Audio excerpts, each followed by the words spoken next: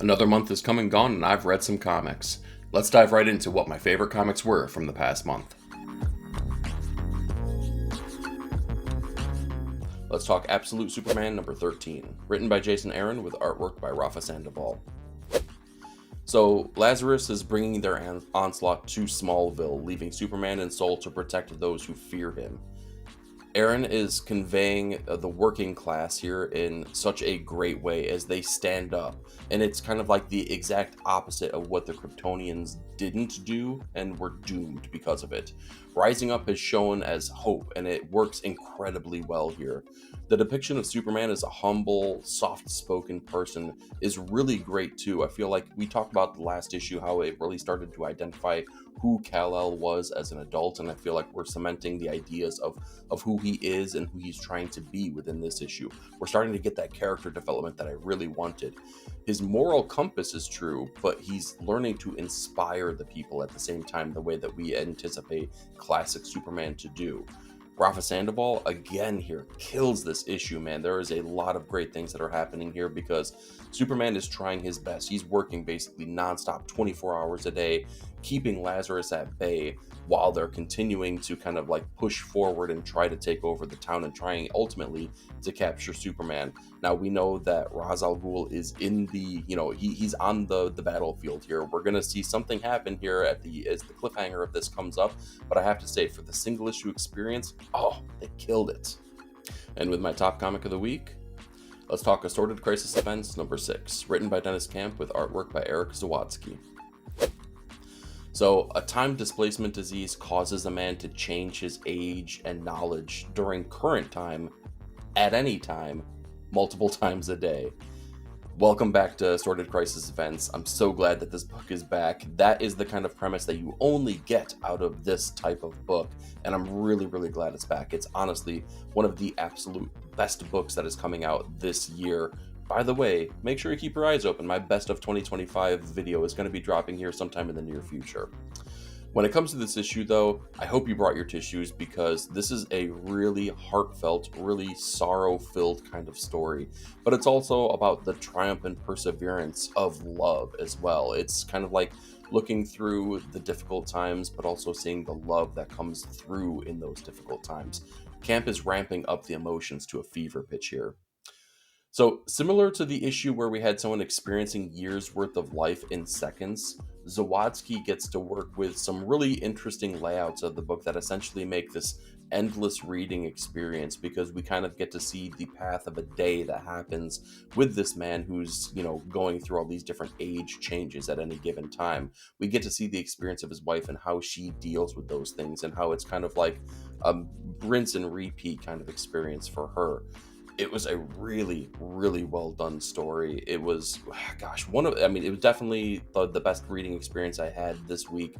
It was arguably one of the best reading experiences I had of the year, though. Make sure that you're checking out Assorted Crisis Events. It is an absolutely stunning book that brings all of the emotion, all of the heart, really inventive artistic qualities through it, and it was absolutely worthy of Top Comic of the Week. Let's talk Batman Dark Patterns number 12, written by Dan Waters with artwork by Hayden Sherman. So, journalist Nikki Harris kind of holds Dr. Sarika hostage in this burning building as Batman sees an inferno on the brink of overtaking Gotham because Nikki Harris has basically set off these bombs and these fires to kind of mimic the historical fires that have come close to burning Gotham to the ground. This issue was a little bit difficult, I'm not going to lie. It took me a couple reads and maybe a little bit of conversation about the nature of the story as well. But after kind of experiencing it a couple times and really sitting with it, it hits hard. Where this issue felt like it was a little bit anticlimactic in the first read, the second read, I saw it for what it was. It was an evolution of Batman, and that's exactly what the series has been about from start to finish. We've spent so much time in modern day with this perfect version of Batman, and this is a time that we look back into the past where Batman and Bruce were still trying to figure out what it means to be the protector of Gotham and what approach he needs to take. And this is kind of getting to the end point of that where he gets to then ascend to a different version of Batman. And Sherman, let's be honest, Sherman is doing absolutely fantastic work here. The flames are ethereal that he's rendering. There's like a supernatural aspect to what is being shown here, and it really elevates the look of the book. Also, what's elevating the look is Triona Farrell's incredible colors, because in the midst of all these fiery rescues, it is just like, it's amazing looking, right? And even when we have the quieter moments of reflection, it just all works together in conjunction so well. This was a team working together to create an absolutely fantastic book. This is the ending. This is going to make for a great collected edition. So if you're reading this along with me, make sure you keep an eye open for it. If you're not, keep your eye open for that collected edition and really, really take notice of it, because Batman Dark Patterns has been fantastic. And with my top comic of the week, let's talk The Power Fantasy number 13, written by Kieran Gillen with artwork by Casper Wingard. So this week we got the Kieran Gillen double dip here, and this issue, it was all about the family gathering of sorts, right? And it's the Atomics getting together to kind of air out their grievances. We have an Atomics, Festivus basically. Gillen is challenging every player on the board in every way possible. Now all secrets are exposed. When they got together last time, there were machinations that were happening in the background. This is not that. This is everyone knowing every single thing about every single circumstance that's taken place and having to deal with what those ramifications are. It was really cool seeing the reaction to everything that's taken place and all the secrets being laid about. Casper incorporates some visual cues in this that really, really, really work well. Not only through this issue, but through the series as well. There's callbacks, there's cues, there's a lot of things here. There's so many idiosyncrasies in this issue that make it absolutely worthwhile just from a visual aspect here. You already know The Power Fantasy is one of my favorite books here, but I gotta say, the way that Kieran is writing for the single issue is really, really stunning here. This is issue number 13. They've talked about the potential of 16 possibly being the last issue here. I don't know what's driving that, whether it's sales, whether it's reception. I gotta say though, if there's anything you can do, if you want this series to continue going on, is buy these issues, because I gotta say, they are going to excite you, they're going to entertain you, and it was absolutely worthwhile of Top Comic of the Week. Let's talk Space Ghost number 5, written by David Papose with artwork by Jonathan Lau. So we get to see Jan and Jace as they're investigating this attempted coup, while Space Ghost is pleading with the existing regimes to not ignite a war between the two being the crystalline armor and the shark beings.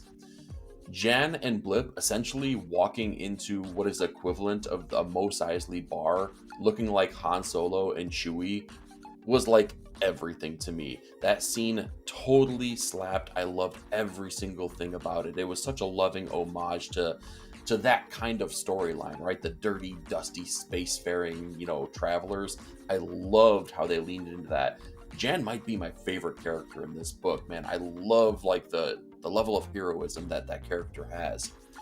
There aren't too many comics that really can successfully give you a solid 1 to 2 issue story arc that feels really good. It feels like it answers all the questions, and it feels like you can kind of dust your hands off and move on to whatever the next thing is.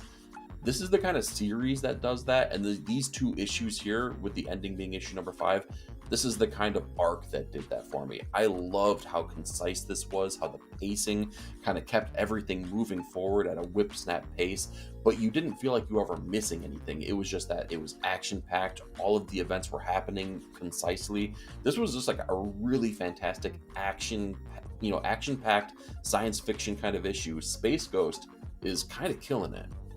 And with my top comic of the week, let's talk The Sacrificers number 17, written by Rick Remender with artwork by Max Fiumara. This one was a doozy. This one was such a good issue. Seluna is reunited with her father and the pantheon of the gods in a shocking twist from our last issue. So we saw that basically Seluna was on the verge of death.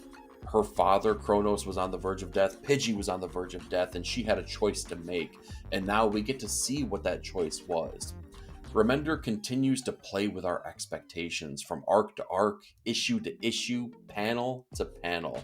And this is the least predictable comic on stands right now. And because of that, it's also one of them to get the most excited over. You never know what to anticipate here. And I gotta say, this issue took me by surprise a couple different times. Fiumara gets to work with some really gasp-worthy scenes that I can't spoil, but just know that they hit, and they hit so freaking hard.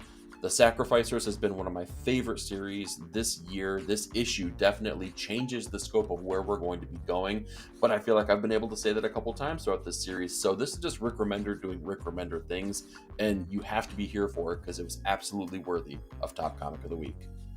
Let's talk Escape number 4, written by Rick Remender with artwork by Daniel Acuna. So in this issue, we get a wounded and weary Milton as he awakes in the home of a family who has been devastated by the very bomb that he dropped himself. Remender is putting a face and a voice behind the casualties of war and kind of the unheralded heroes. He's showing that everyone can step up and kind of be a hero in their own particular way, and I love the message behind this book. This is also a dark and dreary issue, though, as we get to spend a lot of time in this dark, damp apartment where Milton is basically hiding out. But when the story flashes back, Acuna gets to use these bright and vibrant colors to show the disparity between what Milton left in the United States and the war-torn landscape that Milton is in right here and right now. The messaging behind this book and the artistic qualities that this team is bringing out, man, I have to say it's just top-notch every single step of the way. I've been loving what Escape has been delivering. I don't know how long this series is destined to go. It feels like it is definitely more of a finite type of series, but I have to say I'm going to just soak in every single issue that we get here. Issue number 4 was just pitch perfect. And with my top comic of the week, let's talk Absolute Batman number 14, written by Scott Snyder with artwork by Nick Dragotta. I believe I've said this before, but it's worth mentioning again. My level of enjoyment increased astronomically once I stopped viewing this book as a Batman book. Calling it a Batman book comes with these preconceived notions and expectations, and this is just different, and it's better for it. Dragotta, my god, Dragotta. It's impossible not to compare his work in Absolute Batman in particular to works like Otomo's Akira. It is Cronenbergian and it's scary, but it's also silly and it's also serious. It's all of these things all at the same time. I don't know what comes next, and that's been the most exciting part of this book. It always keeps me surprised and delighted. I had issues with the character of Bane and what makes him different and what is changing in this world based on that character's interactions with Batman. And this issue tells me exactly what those differences are, and it tells me in arguably the best way that it possibly could. This is a roller coaster ride with no straps and no buckles. You are holding on tight, because if you don't, you're going to get thrown for a loop here. Absolute Batman was absolutely worthy of Top Comic of the Week.